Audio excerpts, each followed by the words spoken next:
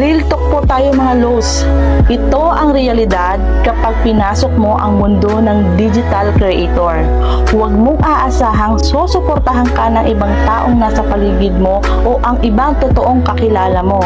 Hindi yan sila magre-react sa mga post mo at malalaman mo pa na pinagtatawanan ka pa sa mga pinagagawa mo at pagpapakapuyat mo, makuha mo lang ang criteria na kailangan dito.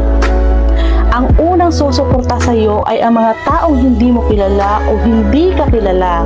Sila yung tutulong sa iyo para maabot mo ang hinahangad mo. Sila yung mga kapwa natin, content creator. Yung mga kakilala mo, saka lang sila maniniwala kapag kumikita ka na dito. Yung dating dinededma ka at initsipwera ka, kapag nakita ka nilang kumikita na dito sa pagpapakahirap mo, bigla na lang yan magme-message sa iyo at kukumustahin ka na dati naman